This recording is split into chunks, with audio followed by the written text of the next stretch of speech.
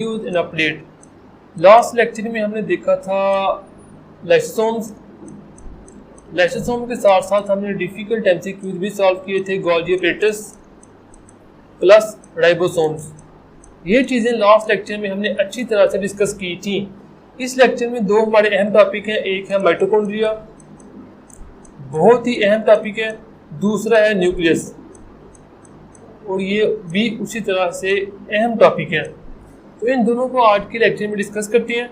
सबसे पहले देखते हैं कि आज के लेक्चर में हम कौन कौन से एमसीक्यू सॉल्व करने जा रहे हैं। तो क्वेश्चन नंबर 1 है हमारे पास, the incorrect statement about mitochondria of cell is the content of mitochondria does not include. आपने सोचते जाना कि आपको कौन सा एमसीक्यू आता है और कौन सा नहीं आता। आपके टोटल आज हमारे 8 एमसीक्यूज हैं।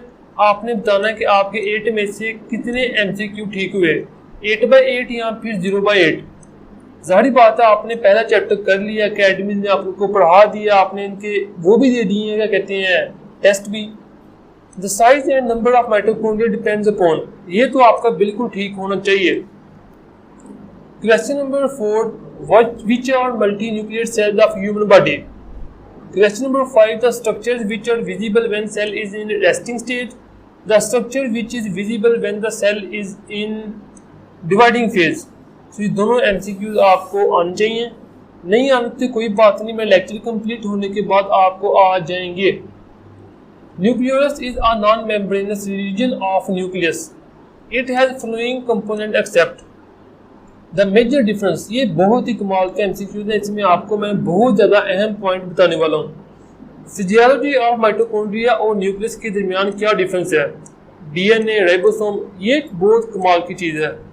सो स्टार्ट करते हैं। और अगर अभी तक आपने हमारी MD-CAT biology by studyhigh.pk order नहीं की तो अभी ऑर्डर करें, इसमें बहुत अहम चीज़ें हैं। एक तो इसको रीड करने के बाद हमने रखे हैं इंपॉर्टेंट पॉइंट, जिसके अंदर आपको फेडरल की बुक रीड करने की नीड पेश नहीं आएगी। वो अहम पॉइंट जो कि PDB में शामिल नहीं है, फेडरल में शामिल है, इसमें इंक्लूडेड है। इसमें हमने ईजी नहीं बल्कि कंसेप्चुअल एमसीक्यू रखे हैं।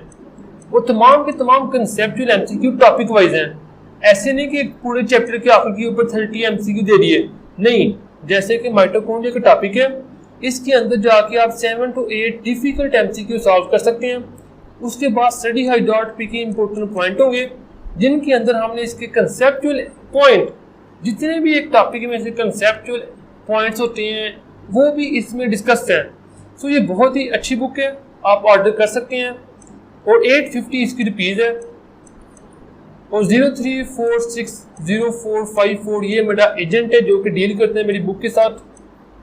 इसके को अपना नेम, फादर नेम, एड्रेस या पे करके भी आप कैश ऑन डिलीवरी तमाम चीज़ें अवेलेबल हैं।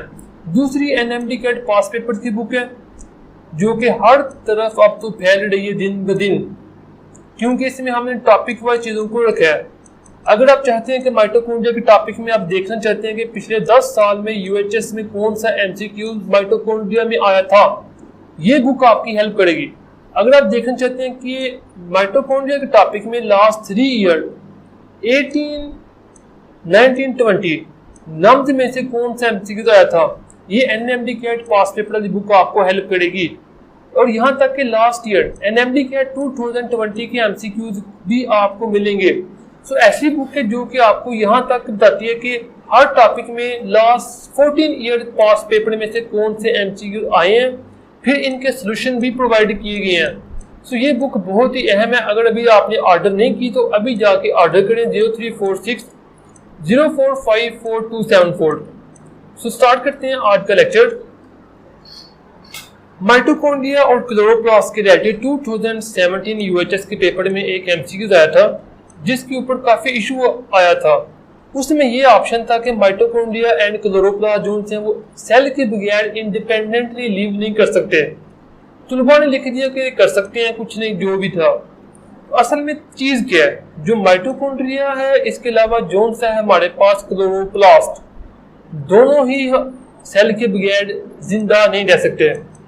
ये बात डिस्कस की है A लेवल बायोलॉजी ने, A लेवल बायोलॉजी, जबकि PTB में और फेडरल में ये चीजें नहीं है। इसलिए तुलबा ने इस एमसीक्यूज के ऊपर मार्क खाई है। इसको मैंने इसलिए रखा है, आपको पता होना चाहिए कि माइटोकॉन्ड्रिया और क्लोरोप्लास्ट सेल के बगैर जिंदा नहीं रह सकते। It can change in shape, ये एक इंपॉर्टेंट पॉइंट है। माइटोकॉन्ड्रिया अपनी शेप को चेंज कर सकते हैं, इसका नंबर, इसकी शेप दोनों चेंज होती हैं। सर्कुलर डीएनए, अब जितने भी हमारे पास होते हैं, क्या कहते हैं, प्रोकैरियोट्स, बैक्टीरिया, क्लोरोप्लास्ट, इन तमाम चीजों के अंदर माइटोकॉन्ड्रिया सर्कुलर डीएनए होता है, जबकि ह्यूमन के अंदर होता है लीनियर डीएनए। सो आपने इस चीज के ऊपर मार नहीं खानी। Contain linear DNA is incorrect option in this question and is correct answer of this question. Question number 2. The content of mitochondria does not include ATS ribosomes, RNA and coenzymes, oxysomes A and B. पहली बात तो आपको पता लगी कि mitochondria के अंदर 70S होती हैं, ATS नहीं होते। अब तुलबा परेशान है, क्या माइटोकॉन्ड्रिया के अंदर कोएंजाइम होते हैं? तो आपको याद नहीं है, NADH एक कोएंजाइम है, ये इलेक्ट्रॉन ट्रांसपोर्ट चेन माइटोकॉन्ड्रिया इसमें होती हैं। RNA भी होता है। ऑक्सीजोम सेकंड नेम है F1 पार्टिकल का। आपने पढ़ा था कि माइटोकॉन्ड्रिया की इनर मेम्ब्रेन क्रिस्टा के ऊपर एक पार्टिकल होता है जिसके अंदर डिफरेंट एंजाइम्स होते हैं, F1 पार्टिकल। ये मैंने ड्रा कर दिया F1 पार्टिकल। चलिए आपको एक दो और चीज बताता हूँ एमसीक्यूज के रिलेटेड, ये भी लगा लें। ये भी एक आपके पास F1 पार्टिकल है, इसका सेकंड नेम ऑक्सीजोम्स भी है। सो आपने कंफ्यूज नहीं होना। अगर मैं आपसे पूछता हूं कि जो F1 पार्टिकल है ये कहां पर पाया जाता है, आउटर मेम्ब्रेन पे, इनर मेम्ब्रेन पे, आपने कहना है इनर मेम्ब्रेन क्रिस्टा के ऊपर, जैसा कि आप देख सकते हैं। अगर मैं आपसे पूछता हूं कि इसकी डायरेक्शन किस तरफ है, आउटर कंपार्टमेंट या इनर कंपार्टमेंट, इसको मैं दोबारा से ड्रॉ करता हूं। अगर ये एक माइटोकॉन्ड्रिया आपके पास और ये है इसकी क्रिस्टा जो कि काफी इनफोल्डिंग की फॉर्म में है, तो जो सा ये वाला मैट्रिक्स है ना आउटर, इसे हम कहते हैं आउटर मैट्रिक्स, जो कि आउटर मेम्ब्रेन इनर मेम्ब्रेन के दरमियान पाया जाता है। ये वाला मैट्रिक्स है इनर मेम्ब्रेन, इनर कंपार्टमेंट, जिसको हम माइटोकॉन्ड्रियल मैट्रिक्स भी कहते हैं, माइटोकॉन्ड्रियल मैट्रिक्स भी कहते हैं इसको। सो inner compartment, outer compartment, F1 particle की डायरेक्शन होती है टूवर्ड्स इनर कंपार्टमेंट या फिर माइटोकॉन्ड्रियल मैट्रिक्स। इस बात को भी आपने माइंड में रखना है। The size and number of mitochondria depends upon, all are correct. Type of organism के ऊपर भी डिपेंड करता है, एक्टिविटी के ऊपर भी, नेचर सेल के ऊपर भी। जैसे कि पास्ट एक एमसीक्यूज है आपके पास, तो पास्ट पेपर होंगे ना हमारे, उनमें एक ये एमसीक्यूज भी आया था कि कहां पर ज्यादा नंबर ऑफ माइटोकॉन्ड्रिया होते हैं, जिसका करेक्ट ऑप्शन है लीवर एंड मसल्स। तो लीवर एंड मसल जोन से होते हैं, इनके अंदर नंबर ऑफ माइटोकॉन्ड्रिया ज्यादा होती है सेल के अंदर as compare to other types of cells. तो ये भी एक अहम क्वेश्चन है, ये अहम ज्यादा है, डिफिकल्ट नहीं है। तो नेक्स्ट चलते हैं question number 4। Which are multi nuclear cells of human body? Smooth muscle of intestine, skeleton muscle fibres. और जैसा कि मैंने लेक्चर में नहीं है बल्कि अपनी एमडी कैट की बुक में एक्सप्लेन किया कि स्केलेटन मसल के फाइबर में और स्केलेटन मसल सेल में क्या डिफरेंस है। So liver cells all are uninucleate, तो दोनों सेम चीजें हैं, वो क्यों है वो मैंने डिस्कस की हुई, तमाम के तमाम कंसेप्ट उसमें डिस्कस किए हैं। अगर कोई कंसेप्ट इधर मिस हो भी जाता है तो वो मैंने अपनी MD cat book by studyhigh.pk में डिस्कस किया हुआ है, सो आप उसको बाय कर सकते हैं। Which are multi nuclear cells of body? जो लिवर सेल्स हैं इनमें सम सेल्स के अंदर 2 न्यूक्लियस होते हैं और ये बाई न्यूक्लियर सेल्स भी कहलाते हैं। सो अगर आपसे पूछा जाए कि बाई न्यूक्लियर जो सेल हैं वो आपको कहाँ पर मिलेंगे, तो ह्यूमन बॉडी के अंदर आपको न्यूक्लियस में मिल सकते हैं, जबकि फंजाई के अंदर भी आपने देखा था उसमें बाई न्यूक्लियर होते हैं, जाइगोस्पोर्स में तमाम चीज़ें। तो दूसरा स्मूथ मसल जो कि इंटेस्टाइन के सेल्स होते हैं, ये यूनिन्यूक्लिएट होते हैं, इनके हर सेल के अंदर एक एक न्यूक्लियस होता है, जबकि स्केलेटन मसल जो फाइबर्स होते हैं, ये हैं हमारे पास स्केलेटन मसल फाइबर फर्ज करें तो ये होते हैं मल्टी न्यूक्लिएट, इनके अंदर काफ़ी ज़्यादा न्यूक्लियस हो सकते हैं। सो इनके अंदर मल्टी न्यूक्लिएट सेल कौन से हैं ह्यूमन बॉडी के? Skeleton muscle fibres. B is our correct option in this MCQs. Question number 5। The structure which are visible when cell is in resting stage and visible when cell is in dividing phase. इसमें तुलबा ने टिक किसको करना है, उन्होंने nucleus को जल्दबाजी में कर देना है, जबकि करेक्ट ऑप्शन डी ऑप्शन है। सो कंसेप्ट इसका बताता हूँ। ये आपके पास एक सेल है, ये इसके अंदर आ गया इसका न्यूक्लियस और ये है इसके न्यूक्लियोलस। तो जब सेल रेस्टिंग स्टेज में होता है, न्यूक्लियस डिवाइड नहीं कर रहा होता, ये रेस्ट कर रहा है, तो उस वक्त इसका न्यूक्लियस और न्यूक्लियोलस दोनों ही विजिबल होते हैं। जैसे ही ये सेल जाता है डिवाइडिंग फेज में, तो न्यूक्लियस और न्यूक्लियोलस दोनों ही डिस्पेयर हो जाते हैं और हमारे पास क्रोमोसोम विजिबल हो जाते हैं। सो इस एमसीक्यूज में विजिबल स्ट्रक्चर जब सेल डिवाइड कर रहा होता है तो क्रोमोसोम, और विजिबल स्ट्रक्चर जब सेल रेस्ट कर रहा होता है both A and C, nucleolus भी होता है और न्यूक्लियस भी होता है। ये भी उम्मीद है आपने करेक्ट नहीं किया होगा। Nucleolus is a non membranous region of nucleus, it has flowing component except protein, ribosomal RNA, ये भी है, ये भी चीज ठीक है, ये भी ऑल आर इट्स कंपोनेंट्स की करेक्ट ऑप्शन हो सकते हैं। लेकिन इसमें आपने अगर बुक को अच्छी तरह से पढ़ा है, ये आपके लिए डिफिकल्ट नहीं है। लेकिन अगर आपने बुक को अच्छी तरह रीड नहीं किया तो आपको शायद डिफिकल्टी हो। चलिए, मुझे इसका करेक्ट ऑप्शन नहीं पता, आपने कमेंट में बताना है, आपस में डिस्कस करना है, क्योंकि आप बहुत ही इंटेलिजेंट हैं, आप किप्स जाते हैं, स्टार जाते हैं और आप अपनी बुक को रीड करते हैं। तो ये आसान एमसीक्यूज है, इसको मैं नहीं डिस्कस करता, आपने अपनी बुक से फाइंड करना है। इसको डिस्कस मैं जरूर करूंगा, इसको मजा भी आएगा। The major difference between the physiology of mitochondria and nucleus is shape of DNA. जाहिर बात है, माइटोकॉन्ड्रिया के अंदर जो शेप ऑफ डीएनए वो सर्कुलर होता है, जबकि न्यूक्लियस के अंदर ये लीनियर होता है। साइज ऑफ राइबोसोम इधर 70s होता है, इधर 80s होता है, तो ये भी डिफरेंट है। Outer membrane of mitochondria smooth whereas of nucleus is rough. D is correct option in this MCQs. अब हम जाते हैं, थोड़ा सा एक्सप्लेन करते हैं इस MCQs को। चलें जी, ये हमारे पास आ गया एक माइटोकॉन्ड्रिया और ये हमारे पास आ गया एक न्यूक्लियस। तो आपने पढ़ा है कि न्यूक्लियस की आउटर मेम्ब्रेन भी होती है और इनर मेम्ब्रेन भी होती है। इस तरह से इसकी भी आउटर मेम्ब्रेन होती है और एक होती है इसकी इनर मेम्ब्रेन।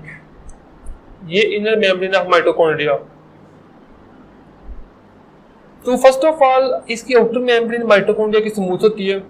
अगर आपने बुक में पढ़ा है तो इसकी आउटर मेम्ब्रेन स्मूथ होती है, जबकि न्यूक्लियस की इनर मेम्ब्रेन स्मूथ होती है।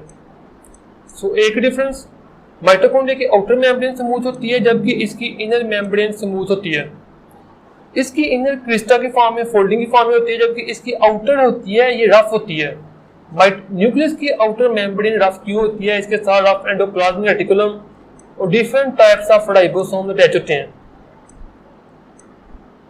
सो अगर आपसे कोई पूछे कि आउटर मेम्ब्रेन ऑफ न्यूक्लियस क्या होती है, तो वो रफ होती है because of presence of ribosomes, जबकि माइटोकॉन्ड्रिया की आउटर मेम्ब्रेन स्मूथ होती है।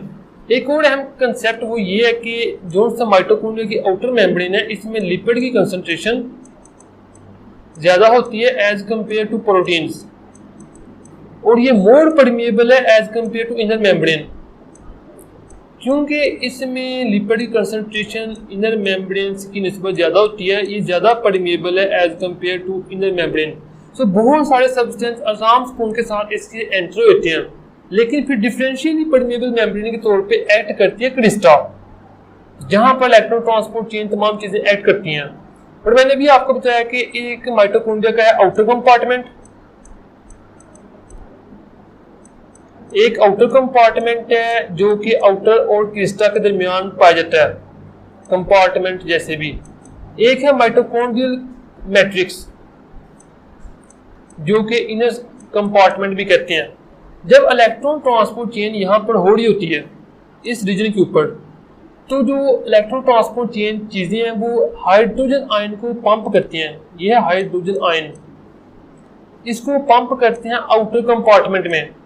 जब H positive gradient outer compartment से किसी खास प्रोटीन के जरिए इनर कंपार्टमेंट में आता है तो फिर ATP की प्रोडक्शन होती है कीमियो ऑस्मोसिस के जरिए। एक ये भी चीज है। तो अगर मैं आपसे पूछूं को इलेक्ट्रॉन ट्रांसपोर्ट चेन ये H पॉजिटिव आयन को कहाँ पंप करती है, आउटर कंपार्टमेंट में, इनर कंपार्टमेंट में। तो आंसर आपको आना चाहिए। ये था आज का लेक्चर। और अगर अभी तक भी आपने इरादा किया कि आपने मेरी book NMD cat biology buy नहीं करनी, तो डेफिनेटली जिन बच्चों ने बाय की होगी वो आपसे आगे गुजर जाएंगे और मेरे लेक्चर सुने होंगे।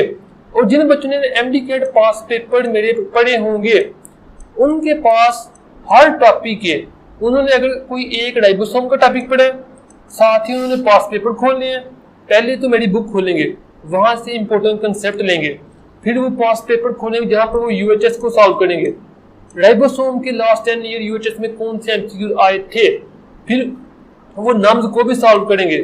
वो लास्ट ईयर भी देख सकते हैं कि राइबोसोम में कौन सा एमसीक्यू आया था। तो जाहिर बात है वो आपसे आगे जाएंगे, उनका टाइम भी सेव होगा, सब चीजें सेव होंगी। तो अभी के अभी ऑर्डर करें और पहले टिकट कटवाएं, लंदन ना जाएं और स्टडी करें। Thank you very much, thanks for listening me. इंशाल्लाह कल मिलती हैं। Hope you best of luck, best wishes, Allah.